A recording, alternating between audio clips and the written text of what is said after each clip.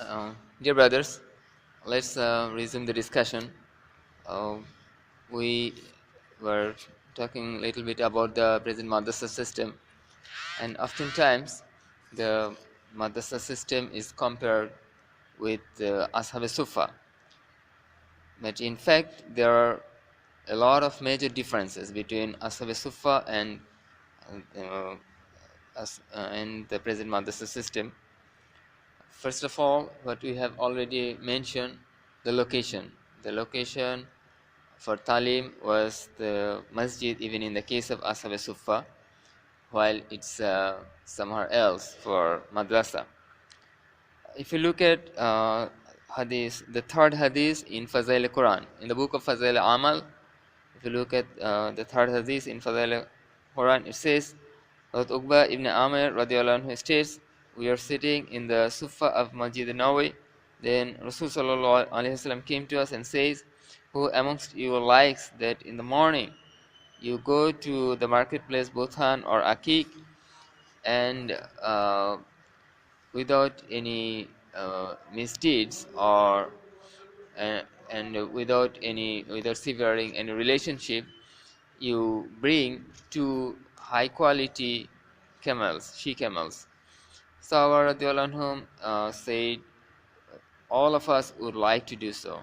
Rasul sallallahu alaihi wasallam said, okay, please brothers pay attention. He said, going to the masjid, after going to the masjid, when you recite two verses, I mean, or you teach two verses, it's better than two she camels, and three verses will be better than three she camels. Similarly, four verses will be better than four she camels, and also better than he camels. So it's noteworthy that he says that you do this job after going to the masjid, not here in Suffa. Okay? So in fact, Ashab Suffa used to do talim or the effort of talim in Masjid Nawawi, not in Suffa. It was right next Masjid, so I mean the Suffa clings to Masjid Nawawi. So one may think that what would be the problem? Okay, if we did it in the Suffa, no, that's not the Sunnah method. The Sunnah method is you gotta do it in the masjid. Okay, so that's what they used to do. In this regard, we should also understand the concept of earning livelihood. Okay, the key point here, as the Madrasa folks show, that Ashab Suffa didn't do any worldly activities to earn their livelihood. Okay, they were rather full time in the dini activities. Okay, so if we then categorize this way, full timers for din activities and part timers for Islamic activities, okay, dini activities, and so the part timers they earn their own livelihood by different types of worldly jobs like business or cultivation or working for money, whatever. And full timers, they don't do those type of things. Rather, they try to spend the whole of their time in dini activities. Okay. Well, normally the Madrasa folks raise it in a way that the full timers are better. They have more tawakkul on Allah. That's why they could be full timers. Okay, out of their better tawakkul compared to the rest, they could be full timers, and they are doing more. They have a higher rank in the eyes of Allah. So that's how they present the whole thing.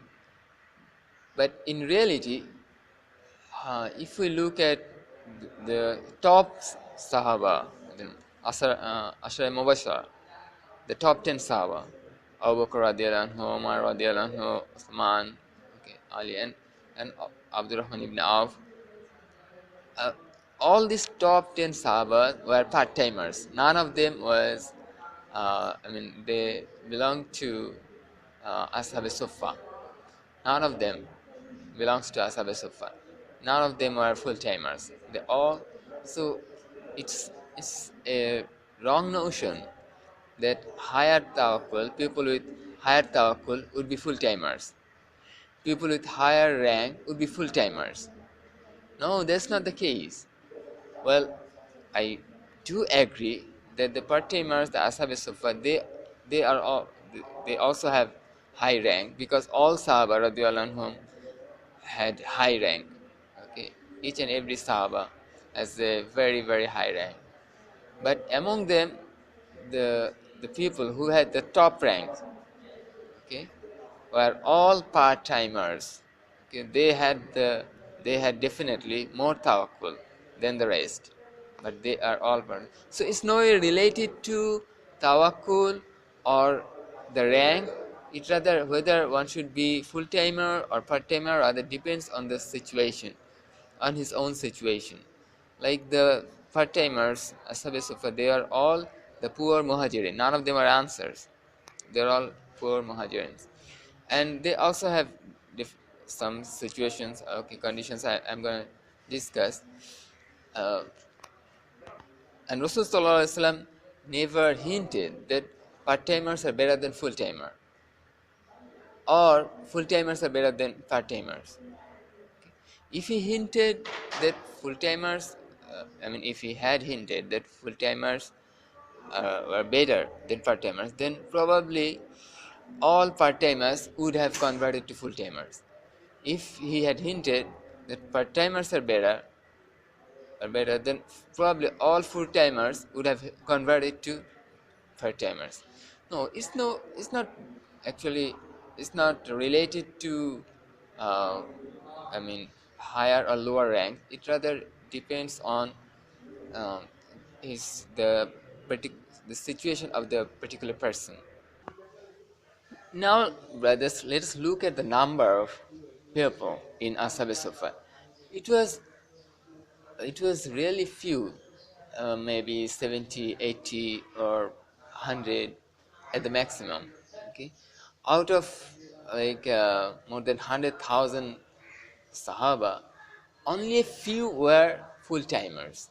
Okay, so it indicates that the society may run with a very small percentage of full timers, and that's how it would be manageable. You know how their livelihood was managed.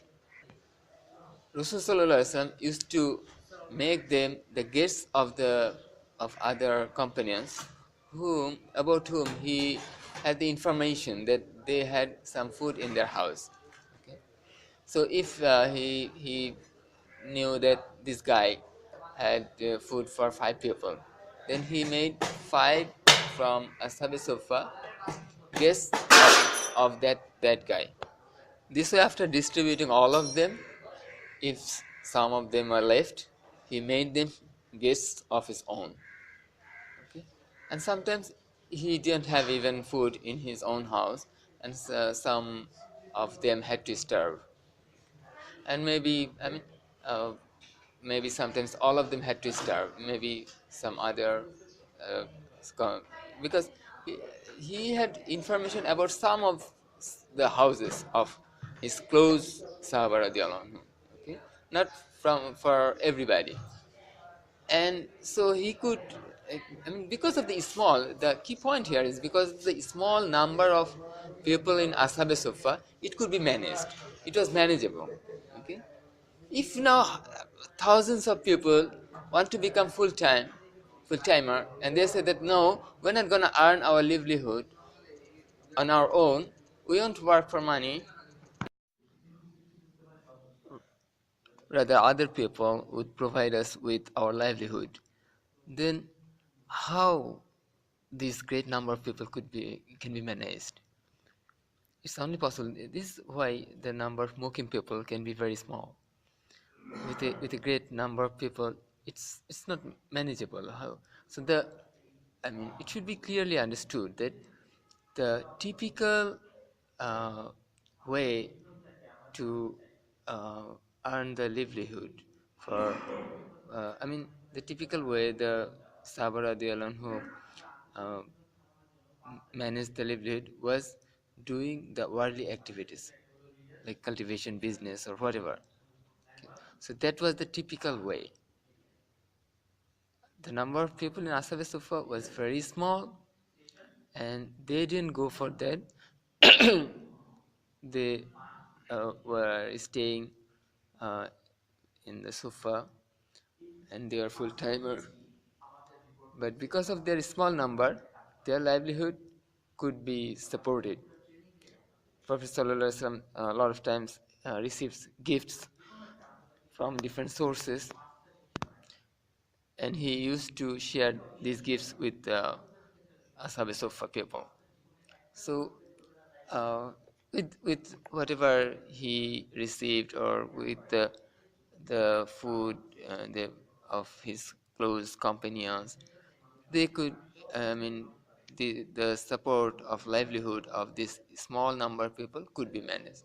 So this is why the mukim, okay, in the markas who are full timers are few in number. It's not like, I mean, okay, all people in Tablig are suggested to be full timer.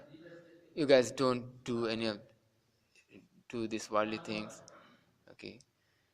Uh, it's amazing that the I mean, it's very unfortunate that now doing the worldly activities is considered to be I mean, just I mean, the Madrasa folks, they belittle these worldly activities, as if the people who are involved in these worldly activities, business or cultivation or jobs, whatever, they are doing, they're committing sins. Okay, they are doing something which are, I mean, which has a very, if either, I mean, they are misdeeds, or if they are not misdeeds, they are very lower rank job. But we but the lives of Sahaba radiallahu anhu are the standards. They are the role models. And all these top 10 Sahaba radiallahu anhu did those jobs. So they are the part of the deen. Absolutely part of deen. Is all worldly activities. Okay. However, they used to spend a lot of time in the dini activities. Definitely that's true. That's how our lives also should be. Okay. But the typical trend is to earn some the in typical trend, the typical trend should be that an individual earns his own livelihood on his own. Another difference between Ashabe Suffa and the Madrasa folks is that the people in Ashabe Suffa never had the understanding that being full time, we cannot earn our own livelihood.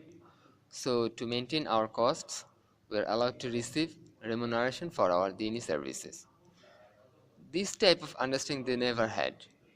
Okay, for the sake of deen, we gotta be full time, and so when can we earn our own livelihood? So, uh, our involvement is in dini services, so we are allowed to receive remuneration uh, for our dini service. This understanding they never had. None of them had this in his. I mean, uh, none of the no member of Ashab Sufa had this type of understanding. Okay. So that's a major difference with the Madrasa folks today. Also, another difference is that no fundraising was ever performed for the sake of this full-timer Ashab Suffa. By fundraising, I mean that Rasulullah never went for collection of money, saying that the collected money would be used to bear the costs of this full-timer Ashab Suffa. He never said that, okay, for the sake of deen, I need some full-timers. So how they won't go anywhere to earn their livelihood. So you guys give me money so I can maintain their costs. No. Well, he received, I mean, sometimes gifts came to him uh, without his requests. Okay, they just came, and then he shared them. I mean, it was actually his own practice. He never sought gifts. Okay, he never sought gifts, but gifts sometimes came. Hadiah is, uh, I mean, a good quality uh, wealth. Okay, sometimes he received that. He shared it with Ashab Sofa. So that's also another major difference. Another point is that the members of Ashab Sofa were sort of rotating. Someone joined Ashab Sofa and someone left Ashab Sofa. So typically, a full-time worker, okay, was full-time for a particular period. Later, he became part-time. And but in the Madrasa trend, we know that the people have the mindset or plan that they would remain full-time throughout their whole lives. Okay, they would they would never become part-time. They um, that's their common mindset. And it's also true that the people, I mean the members of Ashab Sufa, didn't have any responsibilities to take care of women or children. All of them were actually had this sort of status. They didn't have the responsibilities. Uh, I mean, they at their house. I mean, they didn't have that type of family members. Okay, when they were Ashab Sofa.